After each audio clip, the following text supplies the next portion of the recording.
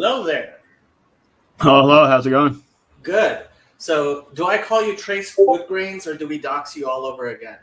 Yeah, I mean, I'm happy to be called Jack. I'm happy to be called Trace. Like, usually online, I'm still going by Trace for purposes connected to this, just because that's what people know me as. But I'm happy to use whatever is more comfortable for people. So, just to give an introduction to my audience, I encountered you on X, Twitter, and you were having a nuanced discussion about. I think it was something to do with trans. May have been the cast report from the UK, and I looked at your Substack and your account, and it was like, wow, this is somebody who obviously from I guess you would identify as progressive or liberal. I mean, look, not really. So progressives won't really claim me, and conservatives certainly don't claim me. I call myself a centrist. Ultimately, I fall, as far as broader philosophical liberalism, classical liberalism, I certainly fall under that umbrella. In terms of what the U.S. would conceive as liberal, like, it really varies on whether or not they'd claim me. But I'm certainly to the left of the average, the average conservative, and certainly to the right of the average progressive. Right. Well, I mean, I think left and right have kind of lost their meaning, but you also worked on the Blocked and Reported podcast with Katie Herzog, with which people. So my channel is kind of part of a larger flotilla that is involved kind of with what used to be called the IDW and now the somewhat Jordan Peterson sphere. So Katie Herzog, I know her from her affiliation with Brett Weinstein, but it just seemed like it was you're the type of person that I was like, hey, it would be really interesting to have a discussion with this guy and see what he's thinking and introduce you to my audience, and maybe even introduce your audience to the broader Jordan Peterson sphere. Although I doubt many people from your audience would be interested in my channel, which mostly is about the Hebrew Bible. I know you're from a LDS background, so I had a small LDS excursion, and there are a few LDS people, but Chad, the alcoholic, wants me to wear my cap. Here you go. I'm wearing a cap. So if you don't mind, tell us about yourself, like things that you think are important and interesting. I know you're in law school right now, and you write. I mean, your writing was interesting. I found your Substack interesting in that it was nuanced, right? You didn't bother. You don't seem to follow a party line, which I think is where we need to be going these days. Yeah. So I guess to introduce myself properly, I grew up Mormon and spent the first 21 years of my life or so as a very serious devout Mormon. I served the Mormon mission in Sydney, Australia. I'm from Utah, where basically everyone around me was LDS. It took me until I was 10 or 11 years old to realize that a majority of people in the world are not LDS. And that was just the water that I grew up in. Alongside that, I grew up online, which in my case meant that I felt this constant tension between, this safe, comfortable, happy environment of my childhood and home. And I was really, really happy just in general with LDS culture, with my family background, everything. There weren't a lot of issues with that. And then this sort of exciting, frightening, often repugnant to my values, but full of smart and compelling people world of the internet. And I spent a lot of my early years wrestling with that, a lot of my childhood wrestling with sort of the tension between an internet that kind of hates Mormons and home environment that was extremely socially conservative in ways that I broadly shared. Um, After I came back from my Mormon mission, I uh, was frustrated with Utah. It just didn't feel like the right place at BYU, the LDS university at the time, and I just felt really stifled there. It's hard. A Mormon mission is a place where you're going out and doing so many things and trying to help so many people. And even if you're not, in retrospect, even if I'm not trying to help them in ways that I would precisely endorse now, you're still trying to make a positive difference in people's lives in a lot of ways. And out there engaging with people, engaging with the world. And going back to being a regular college student in Utah was really, it just felt a little bit meaningless to me, I think. And with that, I was also struggling trying to reconcile everything that I had thought about with Mormonism, all the questions that I had about Mormonism, and all the tension points that I had with the doctrine and the history of it. I had always been hoping that they would settle into a coherent pattern. And they did start settling into a coherent pattern while I was out on my mission. Unfortunately, the coherent pattern that they were settling into was not, I am wrong about this and this and this, and this is why the church is right about things. It was, no, you accurately identified these tension points, and everything you know is wrong. And so I joined the military, joined the Air Force as a cryptologic language analyst speaking Chinese, and spent 6 years in that. During my time in the military, I stepped away from Mormonism, which was the hardest decision I've ever made, but it was a really important one.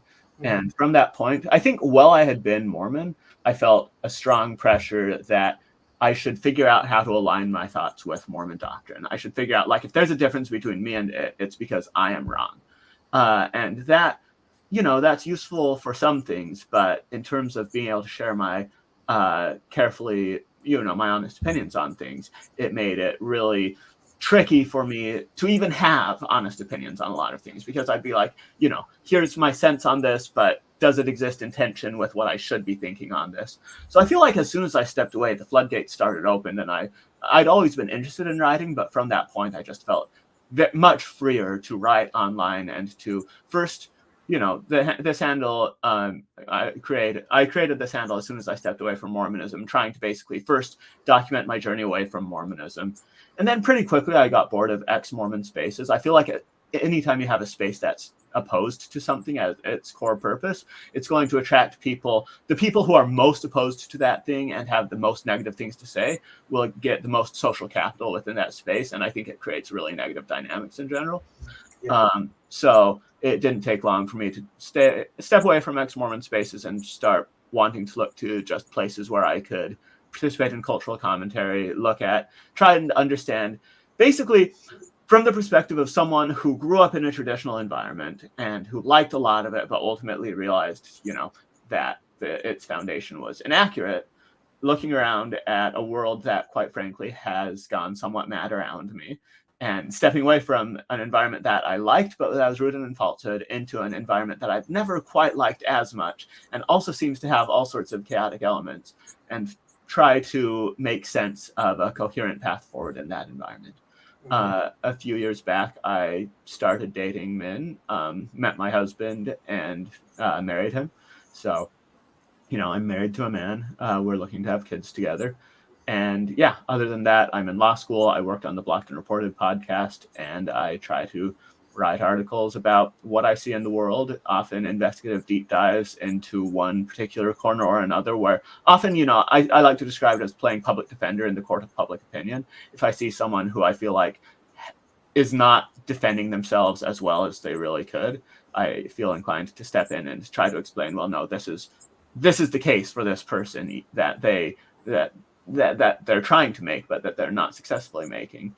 And other times just cultural analyses of where I see one political party or another going, where I see one cultural trend going, just general thoughts on culture. So you brought up 3 things that I think are interesting, and I'll just bring them up and you can decide where you want to go with that. Elijah brought up something that's kind of involved with the 3 points I was going to make, but was there any tension between being gay and Mormonism? Doesn't seem like that was part of your early life statement. And the three things that I was thinking of was, one of the things that I liked was you don't seem a bitter ex-Mormon, and I think that's really important. Like, people who have left something um, will oftentimes have this negative thing where they can see no right in it, and it's they're also not seeing the world. Second, I was wondering, like, so we actually talk a lot about this um, tension between that which is real and that which is useful. And sometimes believing certain things, right? If I could pretend I believed in Christianity, my channel would be a lot larger. It really would. Like, if I keep on joking about it, if I were to convert to Christianity, like, my channel would blow up, I am sure, because half of the people who are involved in my channel are like, when's Jacob going to convert to Christianity? And it's just not going to happen. Well, I mean, I guess it might happen, but that's not, so there is always a tension between what is useful and what is true. And it's crazy that we choose what is true over what is useful. And we don't really have much of a choice over that. I mean, I think that's ultimately what Crime and Punishment, the book, which was very influential in my life, um, really accentuated for me, and I think it accentuates about the human condition. And the third thing is, so you said you want to have children with your husband, and that's just an interesting thing to explore, just in terms of, like, why and how, and there are certainly a lot of controversies around it. I remember I went and heard Guy Benson speak. I don't know if you know who he is. He's kind of very he's a very prominent gay Republican, and he recently had a child with his husband, and they he was just talking about the amounts of hate, male, and amounts of hatred towards his child coming from the Republicans, which he found baffling, and frankly, I find baffling. But any of those topics, or none at all, if you want to address them. Yeah, absolutely. So to start out with the question about any tension between being gay and Mormonism, this is one area where I was really lucky in that I didn't notice any attraction to men, didn't think of myself as gay, didn't consider myself in any sense gay until I stepped away from Mormonism. So this is something that's easy for people to assume about my story, and it would normally be an accurate assumption, right, that there would be some sort of tension there. In my case, there really wasn't. Some of my early online memories are me arguing with people about why gay marriage was wrong, and realizing that most people on the internet liked gay marriage, and kind of that I was going to be an outlier for my social conservatism with that. And over time, I gradually shifted to, at some point my position was, if Mormonism starts accepting gay marriage, then first I will leave Mormonism and then I will accept gay marriage. But it really wasn't until I stepped away that I really properly examined my views on it and thought about, separated them from the religious frame that I had been in. It really was this purely, look, I want to flatter myself and say, it was this search for truth, it was this purely intellectual thing, so forth. And there was a sense in which it was. At every point, that's what I thought it was. That's what I felt like it was. This whole wrestling with truth, wrestling with, is this true? Is this accurate? At the same time, I was extremely active in looking up all the conversations around it when I was young. I read all the apologetics, I read the counter-apologetics, I read the arguments for and against. And my ultimate conclusion, looking at everything through this rational lens, was basically, I would say it was sort of retreat back into the fundamentals, retreat back into, look, this whole rational side of things isn't going to answer it for me. I need to pray. I need to read my scriptures. I need to do what church tells me, and I will experience the truth of it through living it. Basically, I will follow Mormonism and experience it that way, like they're telling me to do, rather than trying to do this sort of atheist approach to religion of rationally deconstructing it all. And that worked for a time, but I think the reason that I did that, the reason I retreated back to that on some level, was that I realized I was butting up against the edges of my understanding and the edges of my ability to be intellectually honest in presenting certain questions, where as soon as, I'm addressing some of these apologetic questions about the Book of Abraham that Joseph Smith claimed to have translated off of papyrus, or things like that, or like, this is going to be a very obscure thing, but Deutero-Isaiah, the point that some parts of the Book of Mormon claiming to be written, claiming to be from the Book of Isaiah, were actually written after the time that the people in the Book of Mormon were supposed to have gone to the New World, and things like that, that as soon as you look into the academic side of things, there's not actually a good explanation for them. But apologists will writhe and twist into one gap or another and sort of settle there.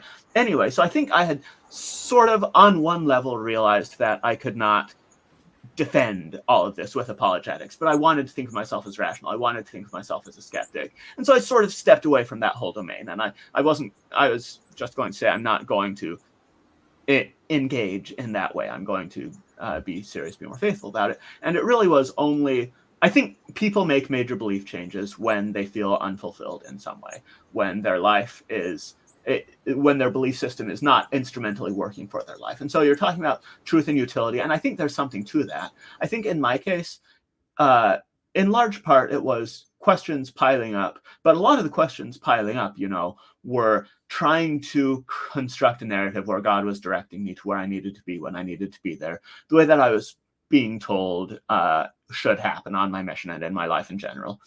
And recognizing again and again the ways that that narrative was incoherent, that it was coming up short, that things really did look and feel like just people doing human things.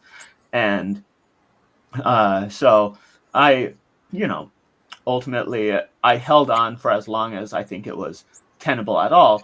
And by the time I stepped away, I don't know that there was really any sort of choice for me left. I've been sort of adrift for the past couple of years, just trying to cling on, trying to hang on, trying to figure out a way to rescue my place within the frame of this faith that had defined my family and my culture for 6 generations, and just not finding any way to do so.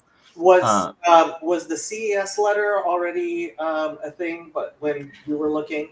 Yeah, the CES letter was a thing, and I had dismissed it initially, and then I came back, and at the time I was ready to seriously consider the question of should I step away.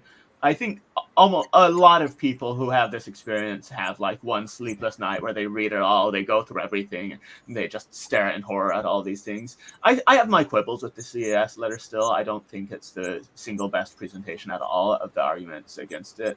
And I think in some ways, when you're intelligent and when you're careful about things, you can wind up thinking your way into really dumb things for a lot longer than other people might, because you can see the bad arguments against those things, and then you can spend all your time arguing against the worst arguments against your positions and feeling like, look, all these people have terrible arguments. No one's addressing the heart of the things I want to address. Therefore, I must be right about things. What really helped me, the last thing that really persuaded me was finally, as a Mormon, you have this perception that's usually backed up of ex-Mormons as being really nasty, as being really bitter, as being really angry. Usually your experiences as a Mormon with ex-Mormons will be of that variety, because the ex-Mormons who want to talk to Mormons about Mormonism and who are willing to go into Mormon spaces to talk to Mormons about Mormonism, a lot of times will be really aggressive and really harsh about things. And so it's really easy to have that sort of bubble experience, to have sort of these anti-Mormons are just evil and twisted and dark, and it'll feel evil and twisted and dark as you're looking at all their materials and everything, and it's very easy to stay in that environment.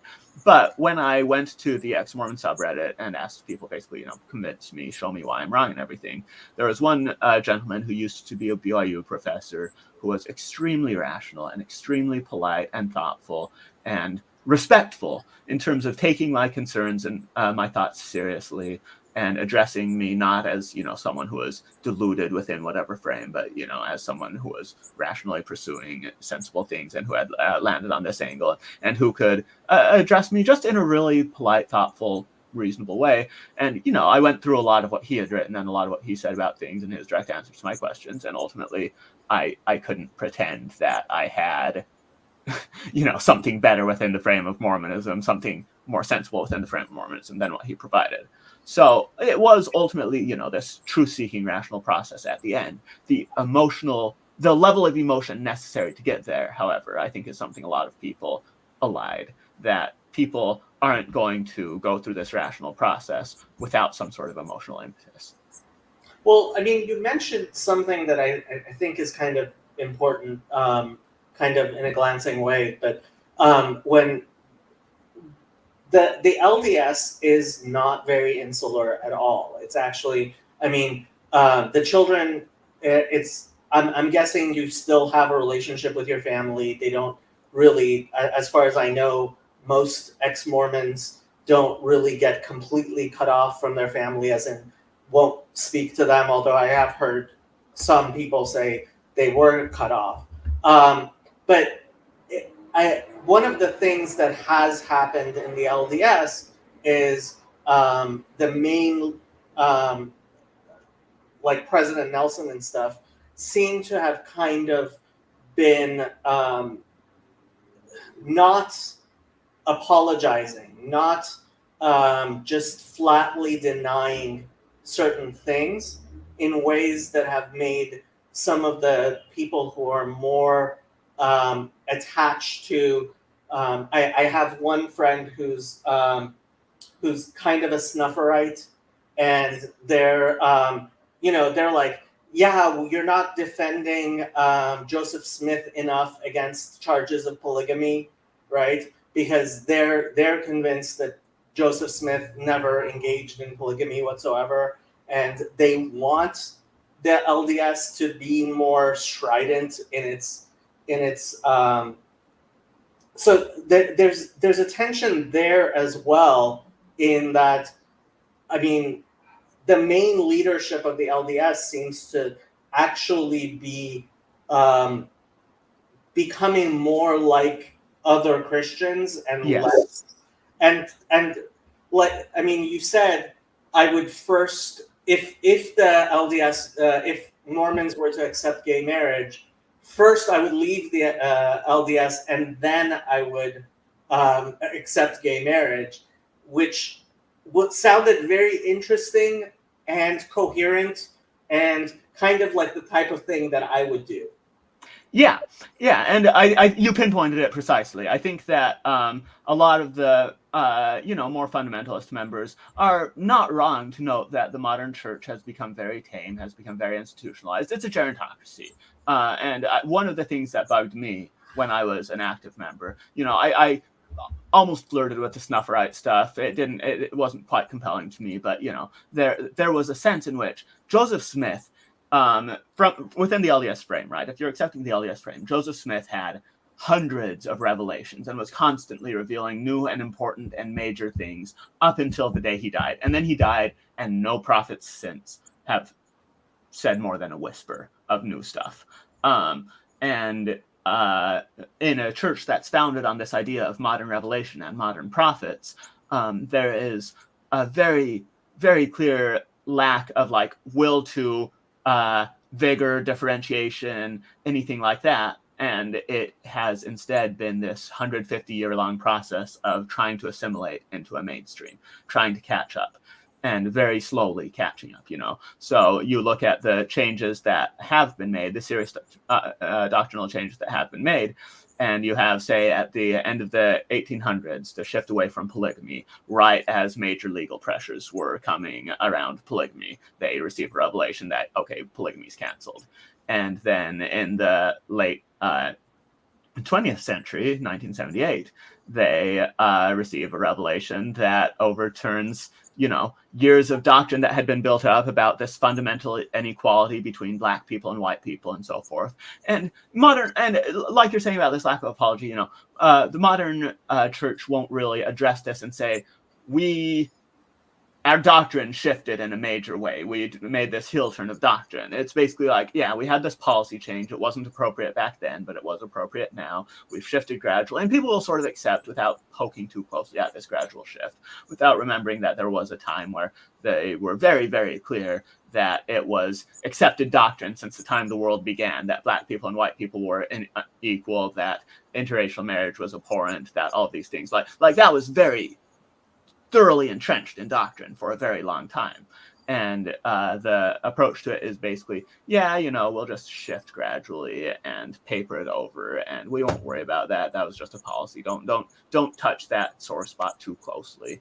And there's a lot of that. There's a lot of just general softening up the hard edges. And, it really, the tragedy of Mormonism, in a sense, is that it worked so hard to assimilate to the mainstream. It was always this quintessentially American religion. Its holy books are full of prophecies about America and full of claims about America as this land of promise, and full of just like absolute conviction in America as this ideal, just deeply, deeply American in its ideals. And so they finally assimilate to mainstream American society just as gay marriage becomes the major cultural battle. And so in this Reagan era, they're finally right there with the evangelicals, almost sort of, a little bit weird, but, still can sort of fit in. And then the fight over gay marriage pulled that rug out from under them and turned the mainstream much more socially progressive. The decline of religiosity turned the mainstream much more socially progressive. And suddenly, they found themselves very much on the cultural outs again, where they've remained. And where, unless there's a major cultural shift that I don't really see happening, where they probably will remain until perhaps 30 or 40 years, they figure out how to get a revelation that allows more flexibility on that question, which will be a larger ask probably than the Black people in the priesthood revelation. But when people say it's impossible, I think the historical record of Mormonism doesn't really bear out the impossibility of it. That's neither here nor there. The point is overall that, yes, I think that the people who note this lack of vigor, the mainstream church at this point is very institutionalist, very restrained. They want to be, they want to be accepted. They want to be normal. They want to be mainstream. They want to be sane and restrained and careful. They're not out looking for a fight. They're not out as firebrands. They're not out looking to make a massive splash. They're just looking to get people to pray and be baptized and read scriptures and do these, basic fundamental things within Mormonism. Mm-hmm. And anyone who has more of this sense of wanting to fight and more of this sense of like yearning for these early stages where there was this constant flood of new doctrine and constant flood of like moving from place to place and big asks and harsh stands against the world and everything, that era has mostly faded. So you left the Mormon church. Did that mean defaulting to a sort of Protestant secularism, or did you actually go search for like within various what became your relationship with other religions or your own sort of theology? So within Mormonism, they do a very good job of pointing out the holes and the flaws in a lot of other religious movements, in particular Protestantism. I don't think hardly any Mormon can step away and become a Protestant. It's a very big ask for a lot of reasons, because Mormons are going to be very conscious of a lot of tension points with Protestantism, that basically it's like, here's why this is wrong, here's why this is wrong, here's why this is wrong, here's why this is wrong. And when you're saying, okay, and this Mormon stuff is wrong, it doesn't then make you say, oh yeah, all of these things that I had been thinking are suddenly right. it makes you go, okay, well, toss this one on the pile of wrong things. I think Mormons are less prepared against, say, Orthodox Christianity. Mormons generally know relatively little about Orthodox Christianity, and that's more of a point that some of them might explore, or, other movements, like some might say, explore like Buddhism or secular type Buddhism or Baha'i or movements like that. And as for me, I've always been curious about different faiths. I've always been happy to attend ceremonies, things like that. But my approach was always pretty clearly going to be, a lot of my route out of Mormonism was also a route out of Christianity. A lot of my frustrations with Mormonism were tied to, say, things in the Old Testament, things that I'm sure your listeners are very familiar with. I don't need to retread them in any length, but I dove in. I had spent a lot of time reading the Bible as a whole, and reading scriptures as a whole, and thinking and wrestling with this tension point, this tension point, this tension point. And ultimately, I don't think that I see a reason to believe in a role of the supernatural in my life. However, I do, talking about the difference between, beliefs based in truth and instrumental beliefs, I think that it is absolutely true that the social structures in a lot of religions are valuable, are important, and are broadly misunderstood and broadly lost in the secular world. I think within Mormonism in particular, the level of voluntary organization and the level of the level of coordination, the level of group willingness to build something meaningful together is much greater than in a lot of other communities and a lot of other spaces, and that still speaks to me, that sort of communitarianism. And this stuff is all one reason why I've always been really friendly towards Mormonism still. The Mormons in my life have all been very good to me. My experience within Mormonism was very good. The only problem I ever had with Mormonism, the core problem I ever had with Mormonism, is that it's just not true. Culturally, I would have been very happy to stay within it in a lot of ways. Everything else I was happy to reconcile. And, a lot of progressives will say this speaks poorly of you because this non-progressive thing, this non-progressive thing, this non-progressive thing. I always was convinced by, look, if it's true, then all of these things exist for a reason, and I can figure the reason out. And it's only that falsehood that undercut it. But there's a lot of meaning that's still in there. And so where I'm at now is, I know what I believe. I know that I believe that life is good, that the project of humanity is a good project, that emptiness, decay, lifelessness, things that are the most natural things in the universe, things that compose the great majority of the universe, are worth fighting against. The project of life that has said, we will interfere, we will build something beautiful regardless, is good. The project of humanity, of building civilization, of all of these things, and seeing where we can go, knowing that we are doomed, knowing that each of us is going to die, and knowing that everything we build is ultimately going to collapse, but believing that the journey is worth it, the process is worth it.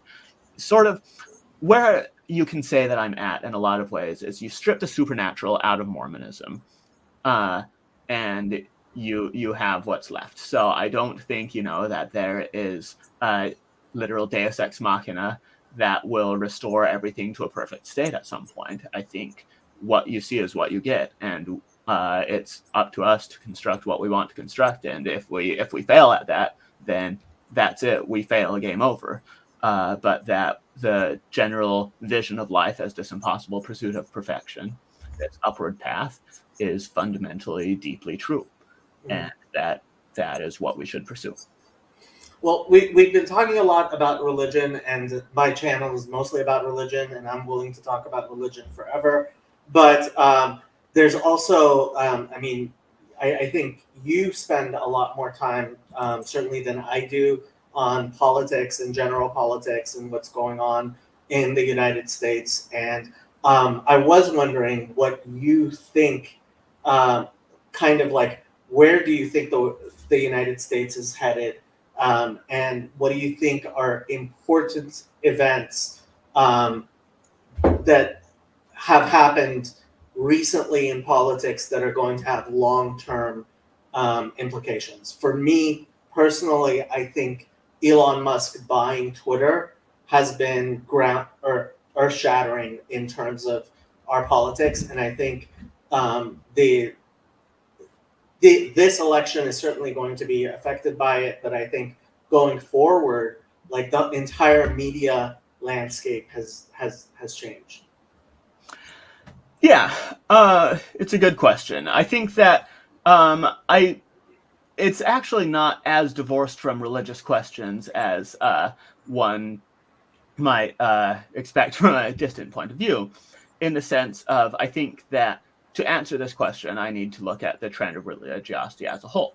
For a long time, the fundamental if you want to do good in America movement was you will be aligned with Christianity in some way. So, social reformers, broadly speaking, were Christian social reformers. The early 20th century progressives were Christian progressives. The anti-slavery movement, yes, people used the Bible to justify slavery. People also used the Bible to justify anti-slavery. And a great deal of what the U.S. Culture and politics rested on was fundamentally Christian in nature in a lot of ways that just were able to be assumed. I think the fight over gay marriage was one of the first civil rights battles that was conceived as a civil rights battle in America that was fundamentally anti-Christian in nature, in the sense of fundamentally in deep tension, deep irreconcilable tension in many ways with a lot of Christian doctrine. And that was fundamentally secular. And you look and see the trends of religiosity in general. Overall, the long-term generational trend has been fewer and fewer people being religious in any serious sense. Every church in decline, every faith in decline, every religious group struggling to find members, struggling to convert people, more and more people brought over towards general secularism. And with that, you don't see a decline of general religious sense. You see a shift of general religious sense into the political realm. And in particularly, you see a shift of general religious sense into the realm of political progressivism, where I think if you ask a young person trying to do good in the world right now, what do you do? The default answers will broadly be aligned with political progressivism. Say, if you're at law school and you look at your options at law school, you can either go work for a large corporation and make a great deal of money that way, or you can go into public interest. Great. What do the public interest groups do? They are all aligned with progressive causes. Or if you're a young person, you want to be an activist, you want to make some social change in the world. You look at, okay, what are the people pursuing social change? Okay, sure, you have the pro-life movement. You have some of these what I'd almost call relics of the earlier, more religious era. But a lot of the real energy is in progressive causes. And so you look at what activism-centered kids will do, and they will almost exclusively be progressive. And I think the clearest understanding of this is as a fulfillment of a religious impulse that, in many important senses, social justice progressivism, the dominant religion of American institutional culture has shifted from Christianity to social justice progressivism. And people talk about, have we passed peak woke, anything like that, whatever. My answer to that is that social justice progressivism was, and to an extent still is, in its early dynamic era, where there are big flexes, bombastic changes, and lots of overreach before they figure out how far they can precisely reach. But the natural state of religious movements is not to be separate from science, separate from politics. Most people in America are used to tame religious movements. Most people in America are used to post-Westphalian religions and post-scientific revolution religions that have by blood been tamed, that have by blood learned that the political realm is not theirs to control, that the scientific realm is going to punch back against them and going to wrestle with them and going to act as a source of authority outside of them. And virtually every religious American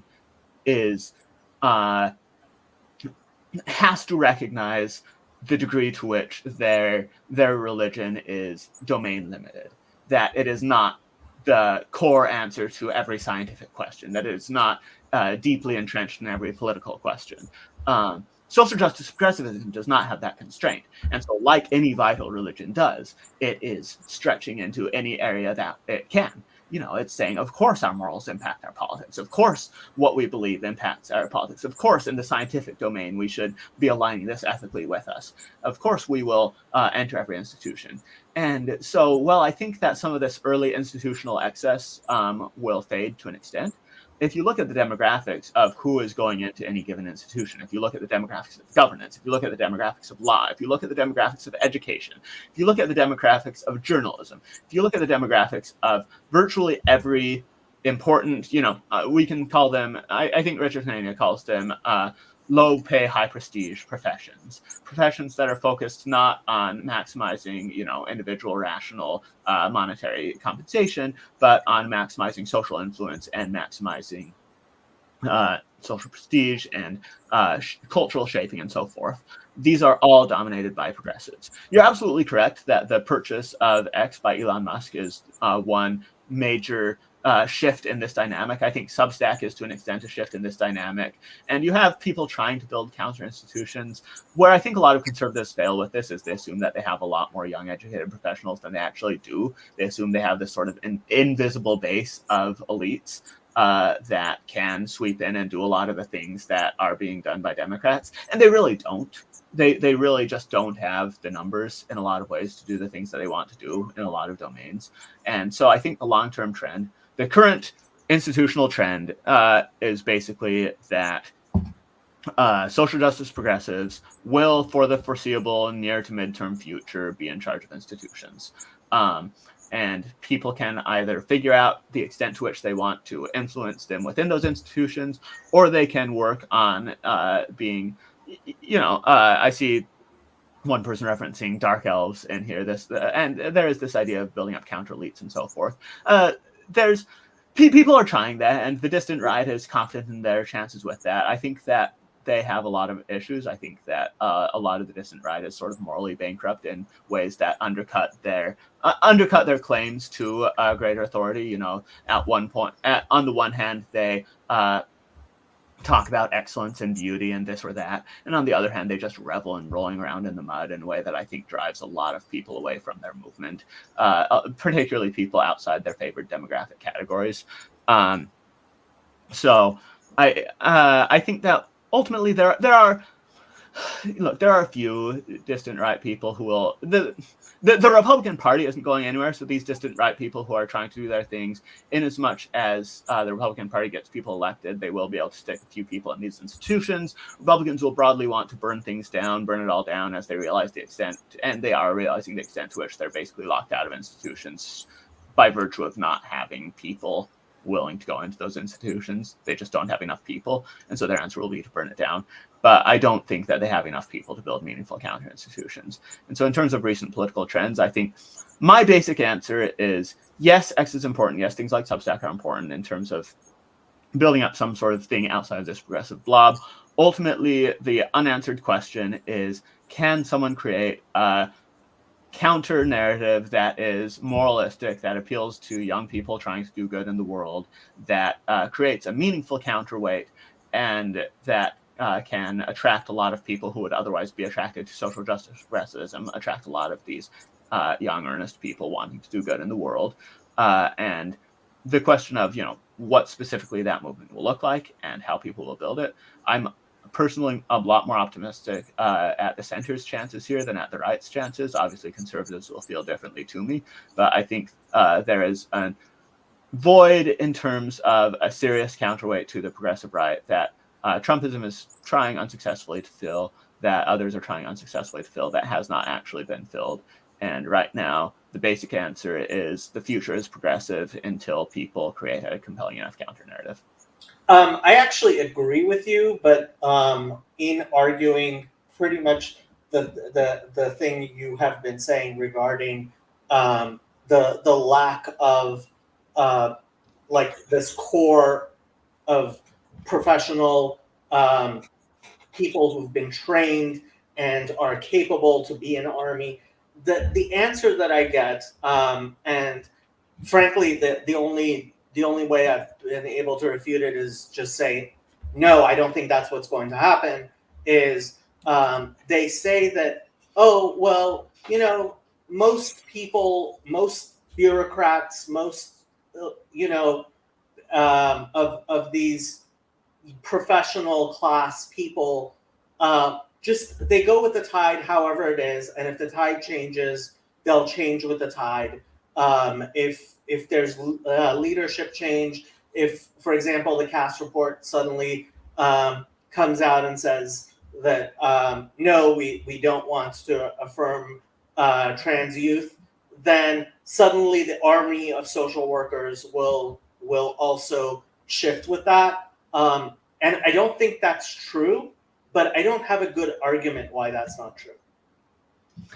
Yeah, I think the one part of the argument, there are a lot of people whose views are somewhat flexible, who will shift a little bit based on who's in power, who will chase power, this or that, and who will adapt to the bureaucracy.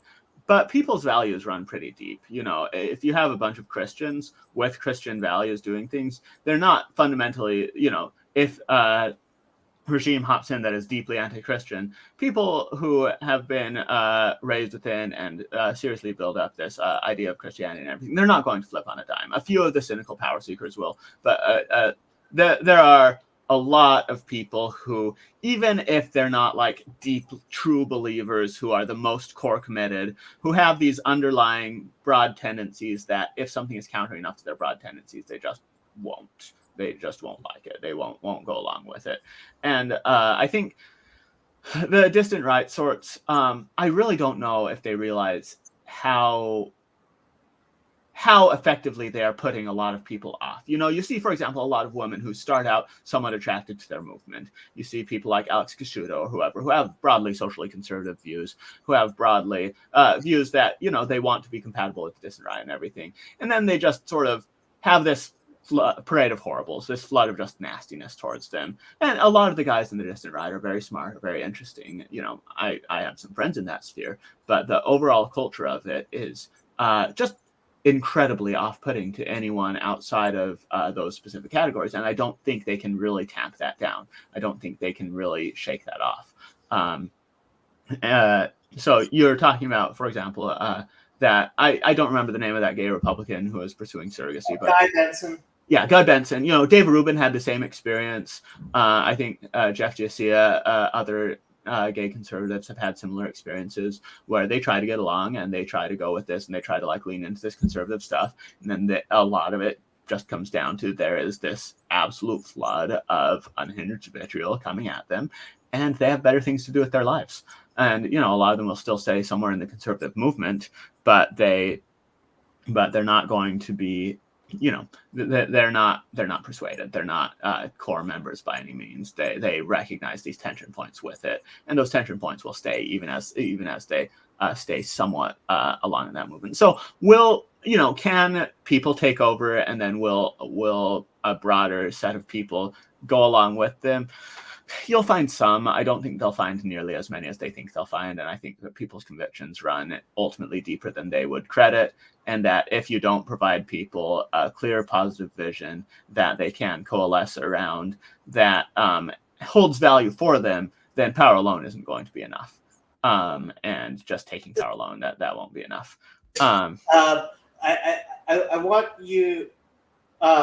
where do you see the Republican Party going and the Democratic Party going in the long term? Because it seems to me that Trump has actually pretty much taken over the Republican Party, and I don't see the Democratic Party faring well.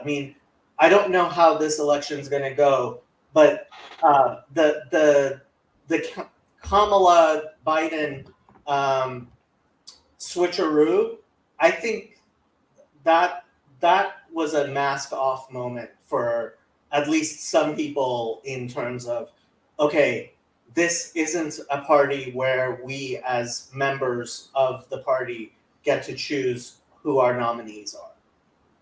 So I think that's actually a little bit overblown. And the reason I think it's a little bit overblown is that ever since the election of Trump, the question of, is the US a democracy, has been resoundingly answered in the affirmative, in the sense of nobody in the Republican Party machine wanted Trump. Zero of them seriously wanted Trump. The Republican Party machine lost what I'd say, I like to refer to the mandate of heaven, half tongue-in-cheek, but half seriously. And I think the Republican Party machine very clearly lost the mandate of heaven with its voters, where they uniformly opposed someone, and he swept in and said, yeah, screw you guys, the voters want me, so I'm in. If the Democratic machine had ever lost the mandate of heaven in the same way with its voters, people would notice. Bernie Sanders tried to sweep in and do things, and the machine was stronger than him. And it was stronger than him because it genuinely appealed to their voters more than he did. It genuinely appealed to their base more than he did. Right now, the Democrats are a much stronger party than the Republicans, just in terms of like party centralization, party organization, the coordination, things like that. And so they can do something like say, this is our party nominee, this is who we're going to unite around. And the great majority of Democrats on the ground shrug and say, yeah, this is good enough. This is close enough to what I wanted that I'm happy with this. If they had presented a truly abhorrent option to the people, and I don't like Kamala Harris at all. This is by no means me praising her. I personally find her pretty terrible. But she is appealing enough and pleasant enough to the sensibilities of Democratic voters that they look, that they shrug and say, yeah. And then in terms of actually being voted in, that's what the presidential election is for.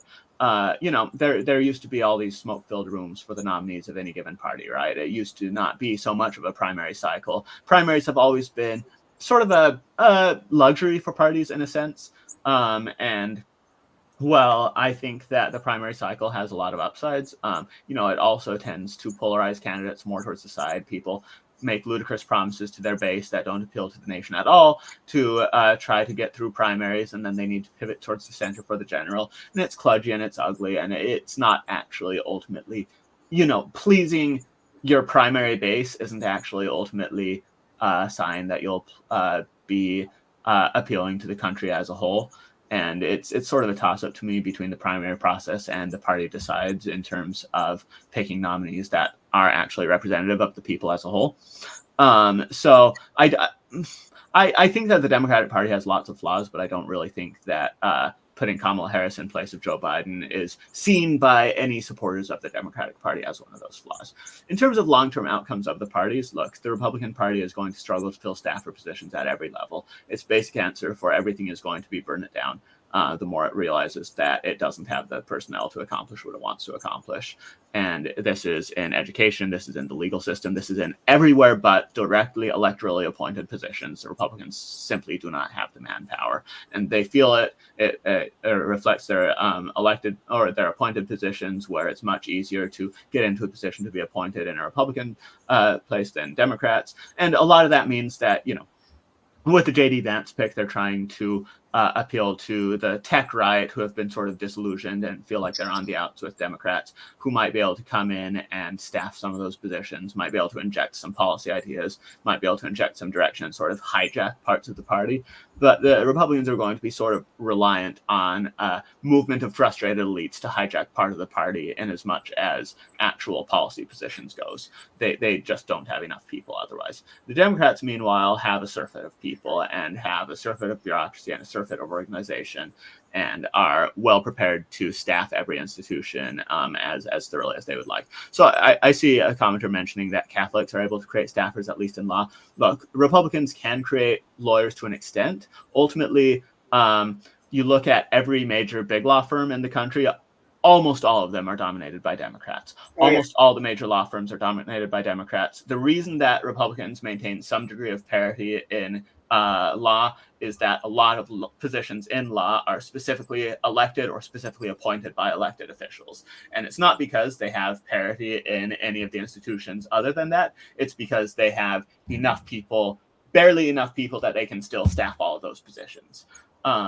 So, and they can do that with elected or appointed positions, but they cannot do that at any other level of the bureaucracy, which means that these elected and appointed positions will always be opposed by every other level of the bureaucracy. They experience this tension with all these other levels of the bureaucracy, and they don't really have an answer for that other than burn it all down, which basically, if I have to predict, that's more and more the direction the Republican Party will go, is this: all these institutions are unsalvageable, burn them all down, which I personally disagree with pretty strongly, just in the sense of institutional capital takes a long time to build up, and destroying it is much easier than rebuilding it. I think that people need to take the problems of institutional capital very seriously and need to be prepared to do the hard work of entering and building institutions and doing what they can within institutions. And I think a lot of Republicans have abandoned that to their peril. So broadly speaking, I see, electorally, I think Republicans and Democrats will remain pretty equal. The pressures are there to keep them pretty equal. But in terms of actual institutional power, I think the Democrats will maintain the majority of it, and the Republicans will be trying to burn it down for the foreseeable future. You're actually convincing me of a lot of stuff, because your view of it is, first of all, I think you have all of your facts correct. Despite the fact that you're pointing out facts I'm not sure a lot of people have thought about, and I haven't. While I'm pretty sure I'm aware of the facts you've said, I've never quite realized the ramifications the way you're putting it. I've definitely seen what you're talking about in terms of Republicans not being willing to go into the professions, not being willing to, trying to burn down the schools of education and academia and everything, because they're like, yeah, that's all bullshit, and simply not being present in the room, and having to default to burn it down, because what else could you do? You don't actually have a leadership. You don't actually have the capacity to fill up the plum book and stuff like that.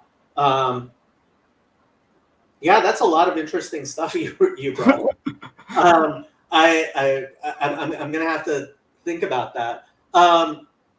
So the only thing I don't know, but it seems to me that most people, and we'll see at the election.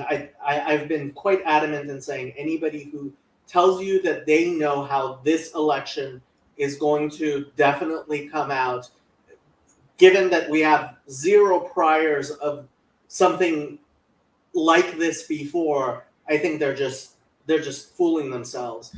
I do wonder, and if Kamala Harris doesn't get, I think her big weakness might be people not actually showing up to the polls, and any swing voter going, not that there are many left, going to the polls and looking at that ballot and being like, I know nothing about this woman. Because I think a lot of people, they just don't know who the vice president of the United States is, and why should they, right?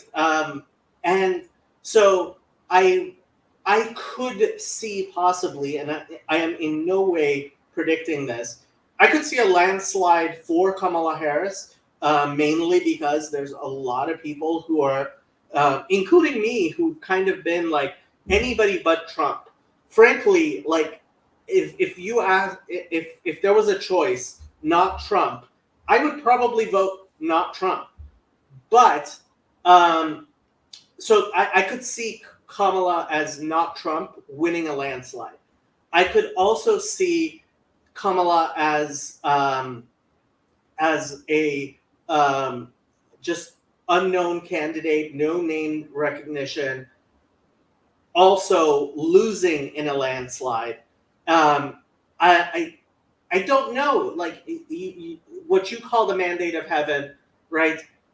I think the Democrats could be, and I don't know that they are, could be losing the mandate of heaven. And maybe it's just the fact that in the Jewish community, I know there's definitely been far more skepticism about the Democratic Party than ever existed before. And it seems to me that Donald Trump is winning over Black voters in ways that just nobody imagined a Republican could. Do you think that's a possibility? Yeah, I think that I basically align with conventional wisdom here that it's going to be a very close election. You're correct about all the trends you mentioned, essentially. And in particular, like, I think October 7th and its aftermath is strictly a losing issue for the Democrats. And it's strictly a losing issue because they can either make their left flank deeply unhappy, or they can remind the whole rest of the country how much their left flank makes everyone else deeply unhappy. And that's the simple reality of that. So well, it is not a coalition splitter for the Republicans, particularly. The question of anything related to Israel is very, very much a coalition splitter for the Democrats. At the same time, people tend to be more concerned about domestic policy than foreign policy. I think, look, any moderate's case for Kamala Harris is kind of terrible because you have to just basically be like, yeah, she was lying about everything before, but she's an empty suit who will shift to the whims of the party, and hopefully the party will shift to the center, except that the party's been basically dominated by Warrenites and policy positions and everything, so that's not really that viable either. And I really do think that this election, any informed centristy person is going to have a very just kind of miserable time with all of it. In terms of black voters, things like that, I'm not going to pretend to have a finger on the pulse of anything like that. I think that in as much as there is a turn there, Trump's performance among minorities has been relatively good as far as Republicans go lately. And will that continue? Yeah, to an extent, but I don't think it'll be extraordinary. So yeah, I think that it's basically correct that it will be a very close election and that it really could go either way. In terms of electoral politics, the incentives remain all there for Republicans and Democrats to, as the Republicans go more in the like Trump direction, which is not extreme policy wise, but it is absolutely extreme in a lot of other ways. Democrats seem to take it as a cue not to take the center, but to go pretty extreme policy wise.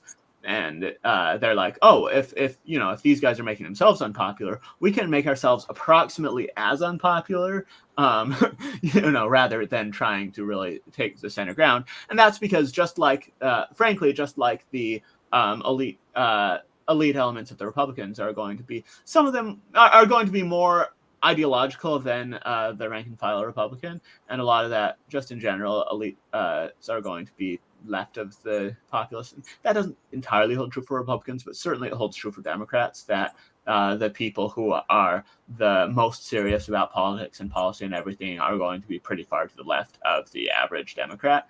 And so they're basically, the way they're going to see it is, how can we pander enough towards this rabble that we can win enough of their votes to win the election, and then fulfill this progressive dreamscape that we've been pushing for.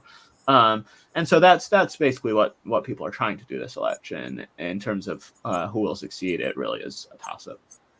Yeah. I don't know how. I did ask for an hour of your time, and my internet connection has been actually going on and off. But one thing that I really wanted to ask you is, it seems to me that, like, when I talk to smart people, informed people like you, we end up having a completely different discussion than anything certainly you would see on mainstream news. But even the types of discussions, I think people who aren't as informed, as actually, like, I would say, clearly thinking, why is it that we have a completely different discussion, and how do you think that that's going to change? That is this endemic, and forever we're going to have what I would call rather stupid mainstream discussion over things that are going nowhere? Or is it possible that actually these types of discussions, where people aren't, for example, the two of us aren't arguing over, I don't know, any amount of stupid distractions, will kind of become then the mainstream? Do you know what I mean? Yeah, honestly, I think a lot of it depends on culture building projects. People, every cultural idea is going to filter down, essentially, where you'll have a few actors towards the towards whatever the center of any cultural movement, towards the origin of any cultural movement, that will be talking about it much earlier and in much more depth than everyone else. And then at some point, everyone else will rush in and pay attention. Any given topic, you'll have this. And every time it filters out to everyone else, it will be simplified. It will have focus on a relatively few and relatively polarized points. It will it will trim things down, but the essence of it is going to be determined long before it hits the mainstream area. And so really a lot of conversations like this, I don't know that they'll ever become like the mainstream. I frankly just don't think there's the appetite for that in the mainstream. Most people are busy with other things. Most people are not political hobbyists. And so those of us who are political hobbyists sometimes forget how little attention people want to pay to a lot of this stuff. And what that means is that the messages that they want to hear and the messages that they're going to hear are things that are going to filter through 12 other layers of simplification and mainstreamification, simplification and mainstreamification. And that's fundamentally not a process that I think people need to be antagonistic towards. It's obnoxious. It's going to lead to obnoxious results to people who pay a lot of attention. But quite frankly, the people who pay a lot of attention are not always the most well-adjusted and most sane in the first place. And I don't know that the world would be better if people who paid a lot of attention, like all of these communists and so forth, all these really far left sorts also pay a lot of attention and have completely deranged conversations that they're also waiting to have trickle out into the mainstream. So there are all these, and like say the integralists, all these like wars between these extremely well-developed niche and frankly insane groups. And a lot of it's just sort of this wrestling over what bursts out into culture and what speaks to people's needs. I think what people can do and what I hope to do is build cultural trends. People do take cues from the cultures they're within. They do take cues from the people they trust and the ideas they trust. And by whoever, builds a microculture, ultimately these microcultures do blow up and do set larger scale trends for a lot of these people who are not political hobbyists. They notice a microculture that has appealing things with them, and they sort of lean into it and adopt more or less wholesale the views of that microculture. And a lot of people from my, standard liberal centrist point of view will say, oh, this is terrible. People should be free thinkers. People should be independent. Quite frankly, most people don't have the time to be free thinkers, and most people don't have the capacity to be free thinkers on any given subject. On some level, you need trust. You need to find people who you can trust. And coordinating networks of trust, and in particular in an age of institutional decline, back at some point, perhaps you could say, trust this mainstream institution, trust this institution, trust this institution. If you don't have much time, then simply trust all of these. Right now, in a time of institutional decline, I think it's a lot more just more informal webs of trust, more informal cultural building. And people who have major qualms about one thing or another in mainstream culture, their responsibility is to build a subculture that lets, that makes better ideas more appealing to more people. It's not glamorous. It's hard work, and there's no guarantee that good ideas will win out. There never has been any guarantee that good ideas will win out. But ultimately, quality does rise to the top. And quality doesn't necessarily mean the best ideas, but quality does mean the best presented ideas, the most charismatic ideas, this or that, the things that the most effective advocates for any given position, if they are in public, ultimately they will, to one extent or another, rise to the top. And so for anyone who wants to influence things, the job is to basically be high quality, be visible, and be clear in your positions and clear in what you want to have happen, and see what sort of microculture you can form around that. Well, what are some of the voices and institutions that you actually trust and you find to be people you look towards to get information that you can rely on? Yeah, it's a great question. And I spend a lot of time and a lot of effort trying to cultivate, basically thoughtful people I can pay attention to. So Richard Hanania has a really good article called Towards an Enlightened Centrism, where he outlines basically, it's a tongue-in-cheek riff off of, this mocking phrase of enlightened centrists. But it's basically a point that there are a lot of political thinkers from across the spectrum who you will notice have a higher degree of intellectual honesty and care and precision than others. So I'm going to riff off of his list and add a few names of my own. I think Scott Alexander is the most serious thinkers who I notice. Almost all of them at some point or another have paid attention to Scott Alexander and have wrestled with his thoughts at some point. That's the community that I sort of came up in intellectually, and he's the one who I most emphatically endorse as someone worth paying attention to. And then, the other rationalists in his sphere, you have like Kelsey Piper, who writes on tech stuff, Patrick McKenzie, Zvi Mashowitz. These are all directly more in that rationalist sphere. Conservative thinkers, I think Tanner Greer is a fantastic thinker. He does a lot of China analysis, but more generally, he does a lot of like general conservatism, things like that. I like Carlin. I like the GMU economics guys like Tyler Cohen, Alex Tabarrok, people like that. Freddie DeBoer on the left is worth paying attention to. He's wrong about a lot of things, but he's honest and clear and an effective writer. People like, Noah Smith, Matt Iglesias, people kind of dismissed him. I think they Matt Iglesias. Okay. He's yeah. I mean, look, he has a lot of misses, but like, he's a serious thinker. He really is. I'm sorry, that's the first person you mentioned that I think is a clown. But go ahead. Yeah. So David Shore, I think, is another good example of someone who just really dives into the numbers, looks at things seriously. Nate Silver, the Progress Studies guys. I think Institute for Progress, those guys are really good in general. That's like Alex Stopp and them. And Megan McArdle on the right. This is a pretty scattershot list. And in terms of people to pay attention to, it has to be kind of a scattershot list right now. In terms of institutions, I think The Atlantic is a lot better than a lot of people give it credit for. And people who dismiss the mainstream media should pay closer attention to The Atlantic. They'll usually have a pretty wide range of carefully considered views. They'll have some misses. They'll have some major misses, but it's definitely better than the rest of the mainstream media. But I gave up on them. Yeah, I think people also will hate me for saying this, but the New York Times really is worth paying attention to. They've stayed on top for a reason. Like I think have to. I don't think you have a choice but to pay attention to them.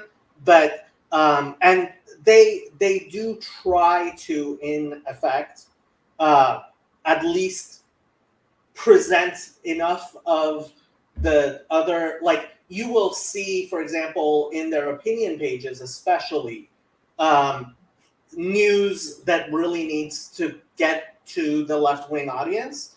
But at the same time, they're not where I go to look for actual information. Like personally, I would want to know what you think of, for example, the Free Press, Glenn Greenwald,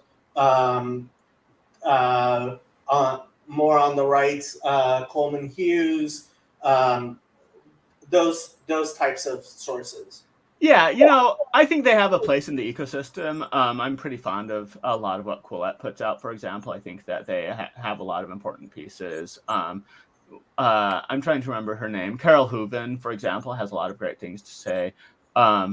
Very lucid, very sensible. Obviously, I like, by the way, my former bosses, Jesse Singal and Katie Herzog. I'm quite fond of the work they put out. Free Press, I think that the Free Press is... it's not what it aspires to be. It really isn't. It isn't like this sterling institution that counters that stands alone against these biases of every other institution and presents truth and presents care in a way that everyone else doesn't. It presents a lot of good pieces. It has a very clear editorial slant. It should be viewed in some ways as a counterweight to institutions like the New York Times, but you cannot rely solely on places like it. Basically, it's not going to be sufficient in and of itself. I like Coleman Hughes. I think he's had a few really big misses, unfortunately. I think that, for example, so like on Robert F. Kennedy, I think he was much too credulous towards Robert F. Kennedy. On some of his like critiques of the Derek Chauvin stuff, some people at Reason, Radley Balco put out a really frankly, to me, pretty convincing criticism of a lot of what Coleman did there. That I think Coleman didn't grapple with that as effectively as he could have. And I respect a lot of what he has to say. I'm glad he's a voice in the ecosystem, but I approach him with some degree of caution. Free Press as a whole, I respect him. I like a lot of the writers there. I like a lot of the work they do. I think there's a pretty clear editorial line, and they're not that interested in departing from their editorial line a lot of times. Did you read the New York Times magazine article on Barry Weiss? Yeah, I did. It had every bias that you'd expect from the New York Times. It was what you'd expect from the New York Times, but in broad strokes, it painted a picture that was comprehensible. I was actually very surprised. It wasn't what I expected from the New York Times, because it seemed kind of like a catty, like all I could think of is like jilted lesbian lover type thing. Yeah, I mean, that's fair, but you wouldn't expect that, like, in that context? Well, in the context of if you see the Gray Lady and Barry Weiss being somehow comparable, whereas I'm thinking, okay, this is the New York Times, like the journalistic, I mean, when I was growing up, like the New York Times was everything. I was when I was young, I was involved in journalism, and so I was part of the editors of a newspaper here in Los Angeles, and our editorial budget meetings were literally an attempt to figure out what the New York Times would be leading with the next day. Like, we thought we got the right answer if our front page was what the New York Times had on the front page as well, right? Right. And like, Barry Weiss is younger than I am, and for the New York Times to have that sort of like individual relationship with her just seemed like it was elevating her in ways that I frankly gained a lot of respect for her. Yeah, no, I think she's very, very good at what she does, and I think that there's a clear appetite for what she does. In particular, in an age of institutional decline, you're going to need to rely on a lot of sources that have, you make various trade-offs with the sources. And I think that Barry Weiss fills a fantastic role in the ecosystem. It's a good role in the ecosystem. I'm glad she's there. I'm not going to endorse free presses like this, like unbiased, pristine source of everything good, but it's a good source. It's overall a positive addition to the ecosystem, and the role she plays with it, it's an impressive role on the whole.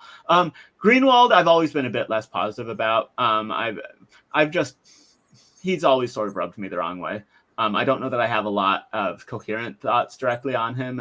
He's not one who I tend to pay as much attention towards, just because a lot of the topics he touches on aren't a lot of the topics that personally animate me. But he's one that a lot of people in my circles have a lot more respect for than I do. And yeah, I've never been much of a Greenwald guy.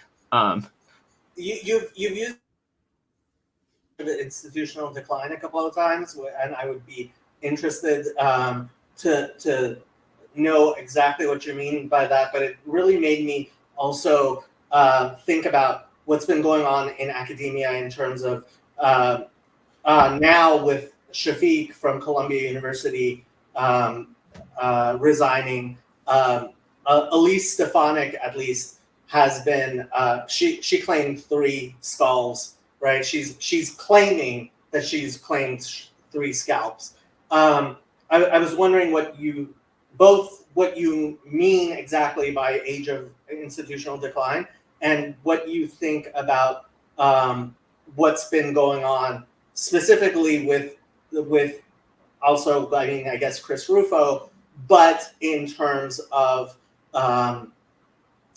like all of these university presidents being very damaged by what's going on. Yeah, and really quickly, I see someone asking about an opinion on the Hill as a basic news source. It's not bad. It's not terrible. It's going to, I when it has an article on a subject that I want to know news about, I'll check the Hill sometimes. It's not a place that I particularly prioritize, but if they have a news article, they're not going to be like directly lying in it. Most of these news sources really aren't. Like you can read most places as basic news sources. It's just you're going to get partial pictures for various reasons. Anyway, to return to the question of institutional decline. So I think that this whole removing college presidents thing, it's mostly pointless, I think.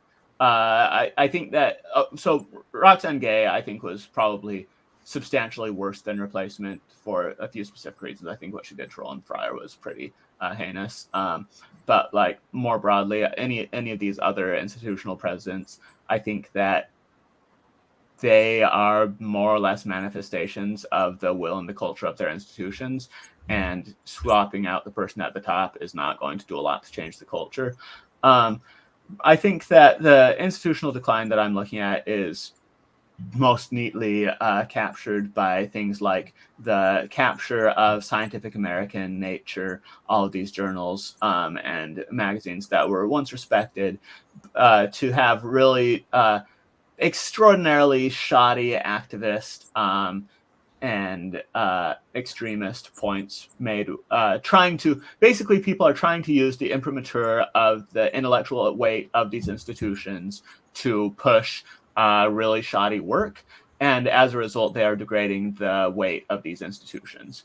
I think in a lot of cases, the institutional decline is represented by these institutions simply leaving out big parts of the conversation, big parts of the picture. Part of it, quite frankly, is that we just don't have enough thoughtful conservatives in these institutions doing things with them in a way that I think can be, I think progressivism isn't to blame for this.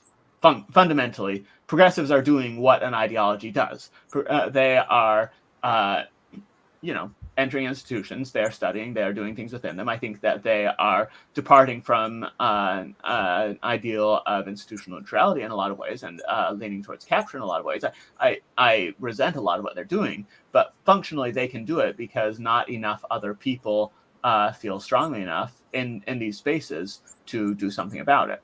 And to provide counter arguments and counterweights within these institutions. People just don't. And so you have this place where basically conservatives have abandoned the academy has abandoned conservatives, and as a result, a lot of ideas that should be more effectively challenged go more or less unchallenged. A lot of shoddy work slips through that. It's not just a conservatives versus progressives thing either. It's other elements of fads, intellectual capture, institutional capture, things like that. My own focus is on education, and schools of education have been just completely captured by fads and ugly messes for a long while. There's very little, I think, to salvage in schools of education right now. But ultimately, when I'm talking about institutional decline, it's this general sense that a lot of these places that have built up a lot of institutional capital are starting to lose track of how that capital is built up, how to maintain it, how to apply it, and the people who enter them and who rise up within them are instead burning that capital on things that feel like they'll provide short-term gain, but ultimately degrade the institutions and degrade their own roles within them. And I think that's just a fundamental part of the fabric that we're living in right now, and people just need to wrestle with it. I don't actually know who Alex Byrne is, but I trust Elijah to be asking good questions. Do you know who Alex Byrne is? I'm afraid I don't know who Alex Byrne is, no. I'd have to look more at it. Then I guess he's obviously not putting in enough. If neither one of us have heard of him. No, I mean, I agree with you. Obviously, well, not obviously, but I do come from a very different view. In a very real sense, I had the opposite experience that you did. I grew up in a family that wasn't religious in Los Angeles. Everything was default progressive, and I rebelled against it, and kind of became the conservative. And now I don't know where I am exactly, but I mean, the things that you have pointed out what I really like is I don't think we disagree about facts, and I hate disagreeing about facts with people. It goes nowhere. It's so exhausting. It is exhausting, and it's kind of sad. I mean, if hopefully we should be able to agree on facts. One of the things that I think may be really important in what you're calling institutional decline, and I don't have a better name for it, but I think the role of the internet over the past 20, 30, 40 years has been, in a sense, kind of like the printing press. And I think that's part of the reason why the institutions are declining. Although I agree with you that there's, well, you pointed to two things. One, conservatives not going into the institutions, and the other, there being this sort of moral push but from progressivism that conservatives don't point.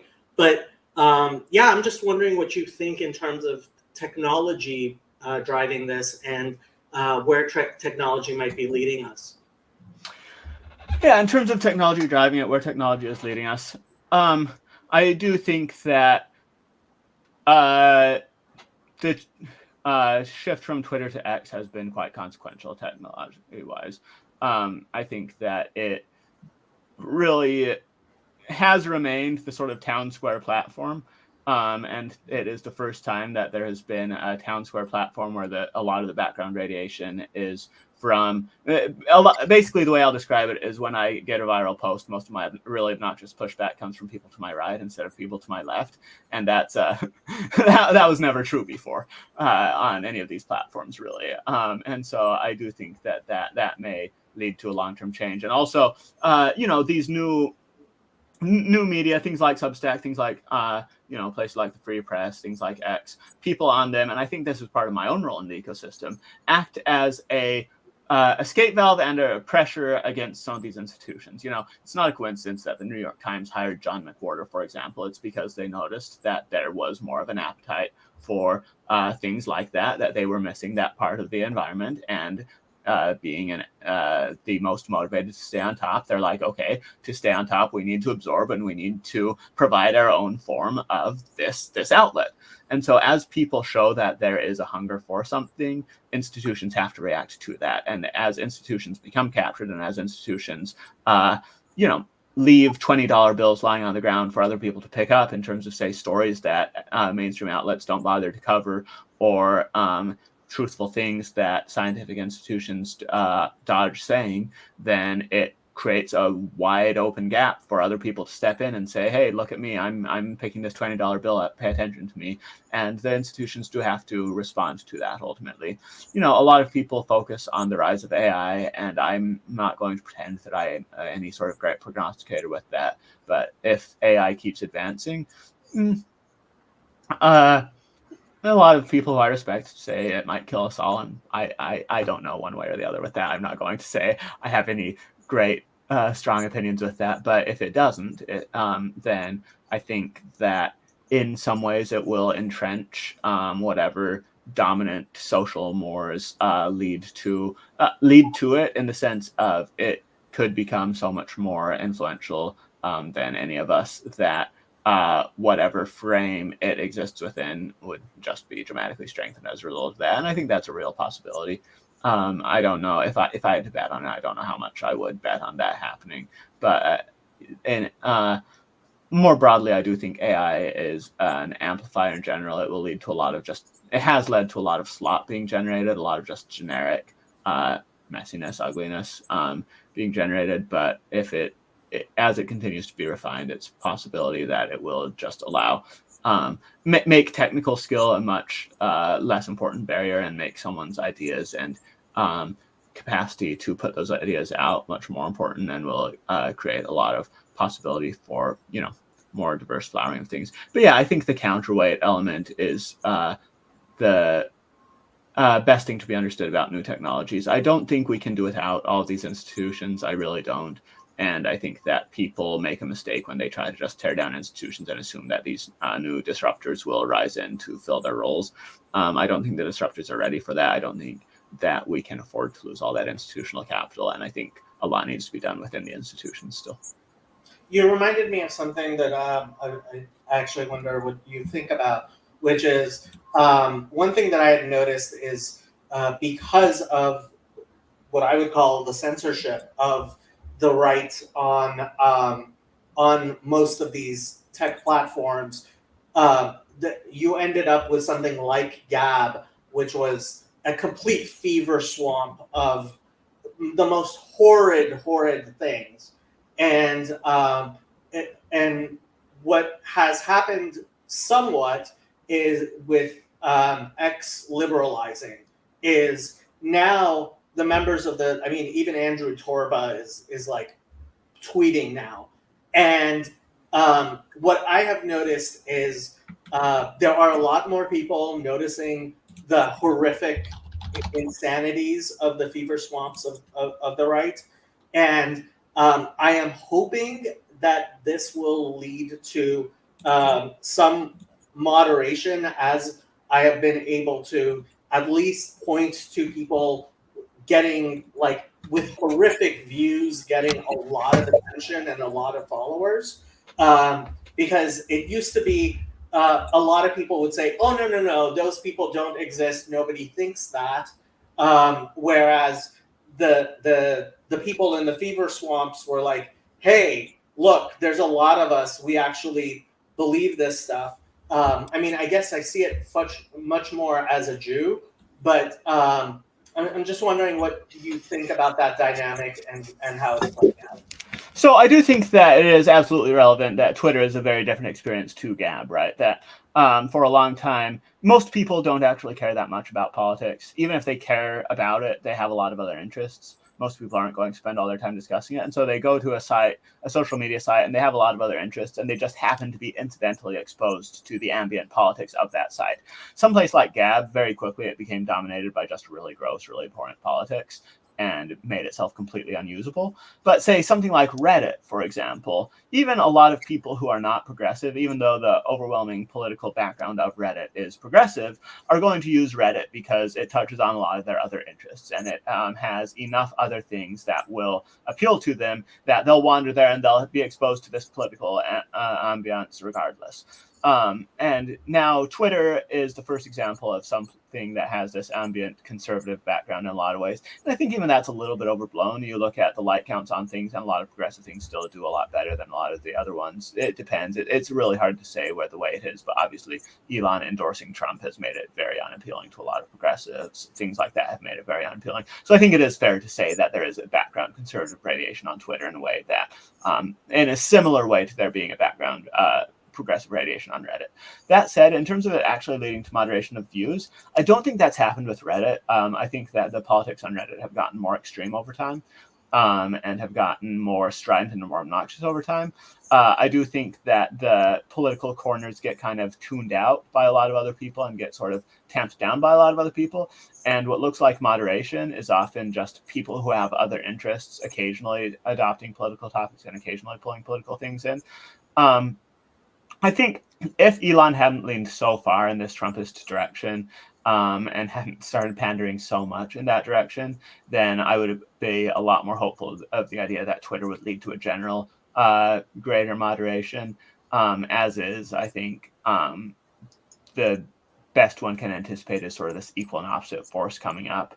And it's not even going to be equal. It's a fundamentally asymmetric playing field. But basically, I think that in as much as people want more moderation and general,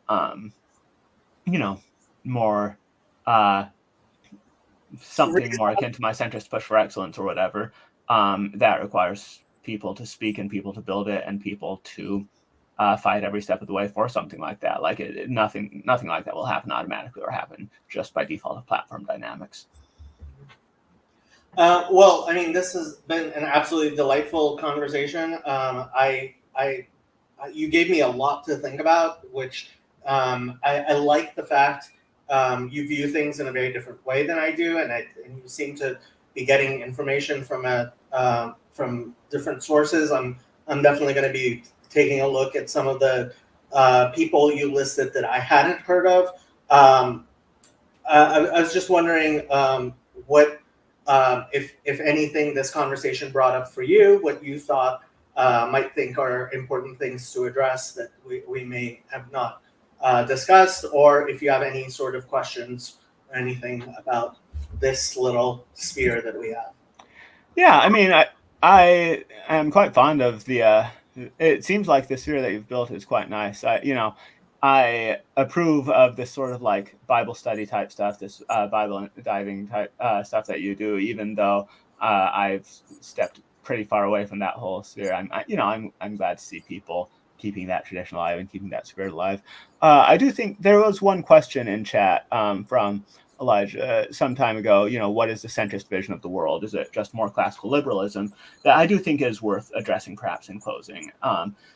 And I think this is where centrism has historically failed, and this is where people in positions like mine, I think, have historically failed in a lot of ways, is they want to simply be the referees. They want to simply be calling balls and strikes between a lot of other groups and just saying, everyone behave, everyone play nice. Like, as long as you're all playing within the rules, then whatever happens, and that's awesome, whatever. This is sort of a failure state of liberalism. Like, liberalism is a very good peace treaty, but it is just a peace treaty. It's not an end in and of itself in a lot of ways. And so for me, I think that my vision, I like to describe it as sort of a liberalism plus. Like, yes, accept a bedrock foundation of liberalism, accept a foundation of letting groups do their own thing and carving out space for groups to do their own thing. However, in specific, I like to describe, I think that you look at, say, the founding texts of the United States, and I think the pathologies of any group can really be understood in its founding texts to one degree or another. The founding texts of the United States are better than most, but one line in particular, with liberty and justice for all, has always stuck out to me in the sense of you see people framing their political goals, often on the right through liberty, often on the left through justice. And people will change those up sometimes and will turn towards, the left will try to say this is how our things fit freedom, the right will say this is how our things fit justice. People basically agree on those ideals. What I don't see nearly as many people justifying their political ideals in is a vision of excellence. And that sounds like a vague term, right? But it really isn't as vague as it would sound. Excellence is seeing the Olympics progress from what gymnastics was in the 1950s, this very slow, vague thing, to what it is now, this fast, extraordinary flips and twirls. Just, excellence is seeing the ceilings on various skills keep pushing up. Excellence is seeing institutions run well. Excellence is seeing schools focused on pushing kids as far as they can go versus just like letting kids try to reach the default minimum level. Excellence is the ideal of, striving upwards. And my own impression is that right now in America, people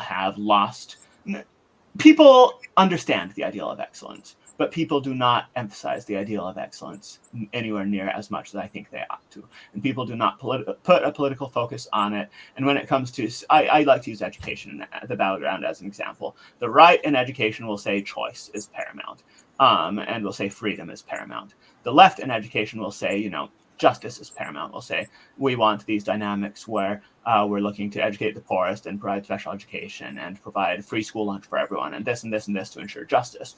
There is not really anywhere near as coordinated a force within education pushing towards the idea of educational excellence. And I think that's just a clear void. I think there's a void of people, I talk a lot about beauty on my aesthetic beauty on my feed. I think that people have grown uncomfortable, like just saying this thing is beautiful and that's good.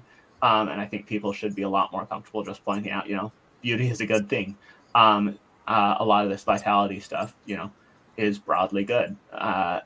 Good things are good, essentially. And good things are good. I completely agree with you. So feel free to completely dodge this question, but how do you think your view of liberalism and centrism can handle the question of Islam as it's been kind of fighting with the West? Yeah, I think that as the great philosopher Ayla put it once.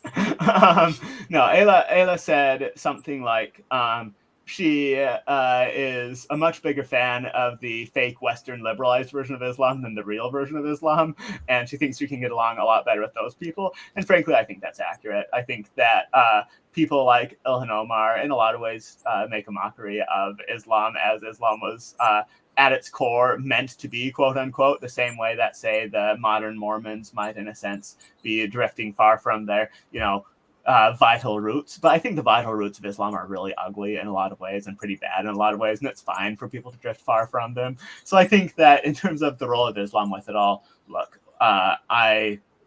if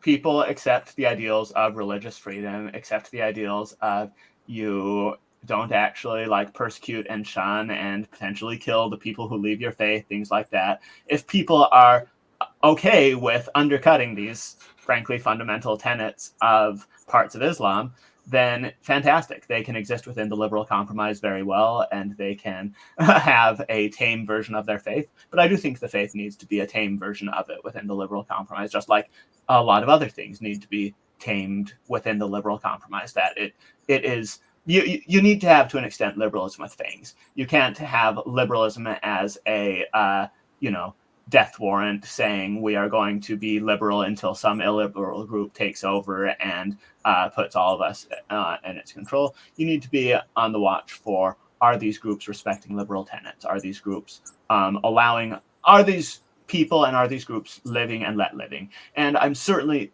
absolutely not going to say that no Muslims are. I think a lot of Muslims have this live and let live ideal pretty well entrenched in them, and are wrestling with this tension in a way that, say, I think a lot of Christians had to wrestle with it 500 years ago, and Islam never quite had to in the same way. And it will be a time, I think, before they really stabilize with that.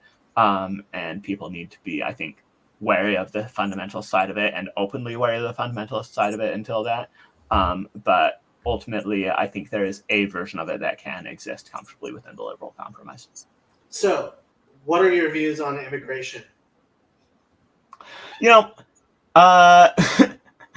That is a large enough topic that might be best to address in full some other time. My short views on immigration: look, growing up Mormon, I always valued immigration as sort of this root of Mormonism, right? Is this pioneer story of people coming from some other lands, coalescing towards this vision that they all believe in and building a beautiful society as a result of it. Mormons go out to every country and say, anyone who wants to join with us can and should join with us. And my ideals are very much in line with that. Ideally, I want anyone who wants to be part of my coalition to be part of my coalition. Anyone who wants to be part of my group to be part of my group. I recognize the tensions between, say, unlimited immigration and social welfare. I recognize the practical constraints. I recognize considerations around things like that. I'm not going to be blind to any of those, and I'm not going to, wave my hand and say none of these tension points exist. But nor can I act like my ideal isn't a lot of free movement and a lot of flexibility within that. And basically understanding how, I think this is the key for me with immigration. I want to understand how someone who wants to work with me can work with me productively. If someone wants to come to my country, I want to understand the conditions by which they can come to my country effectively and make it, the experience in that country, better and not worse. And I don't think that happens automatically with immigration. I don't think, you can just throw open the borders and say anyone who comes in will automatically make this all work out. But I do think that fundamentally a goal of understanding how you can work alongside people who want to work alongside you is valuable. And I don't think that nativism is the way to go. It's so weird to me that that's the framing that we seem to have. It seems so. Living in Los Angeles, working in the Hispanic community, I speak to a lot of Hispanic Trump supporters, and their whole thing is, why don't we have a distinction between legal immigration and illegal immigration, which to some extent Trump has been banding about, although yes, I totally hear there's plenty of people who are like, no immigration, right? Why is it that the Democrats aren't willing to to just distinguish between legal and illegal immigration. Why won't they make that distinction? Some of them have been trying. I went to a conference with moderate Democrats recently where some of them are talking about, I think Chris Murphy from Connecticut was pointing out, look, they have lost the trust of people on that, and they need to put together like a serious border security bill that is just border security to show that they are serious about it and can make that distinction before they can do anything like things like a pathway to citizenship that they might support. I think the basic answer is part of it's negative polarization.